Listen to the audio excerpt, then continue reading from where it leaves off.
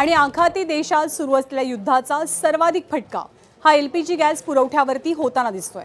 परभणीमध्ये 5 पैकी केवळ एकाच एलपीजी पंपावरती गॅस मिळतोय।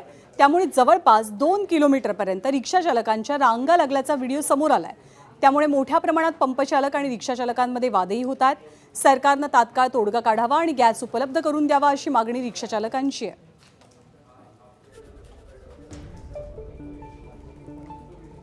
तर छत्रपती संभाजीनगरमध्ये तर रिक्षा चालकांनी संपच पुकारला। इंधन टंचाईच्या झळा रिक्षा चालकांना जाणवू लागल्यात। सध्या रिक्षा चालकांना गॅस मिळत नाहीये आणि मिळालाच तर तो अधिकचे पैसे मोजून खरेदी करावा लागतोय।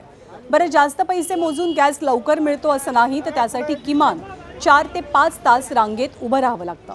त्यामुळे आज छत्रपती संभाजीनगरमध्ये रिक्षा चालकांनी बंदची हाक देत निषेध नोंदवला।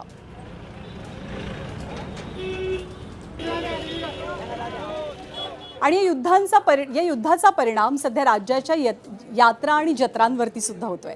चंद्रपूरच्या देवी महाकालीची वार्षिक यात्रा सुरू आहे, मात्र दरवर्षीप्रमाणे यात्रेला होणारी गर्दी यंदा दिसून येत नाहीये। इंधन तुटवड्याच्या अफवांचा परिणाम यात्रेवर झाल्याचा अंदाज व्यक्त होतोय।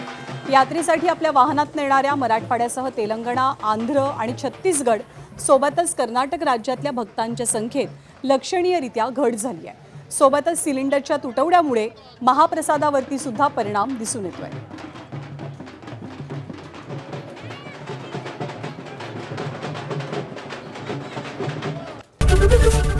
एबीपी माझा, उघडा डोळे बघा नीट।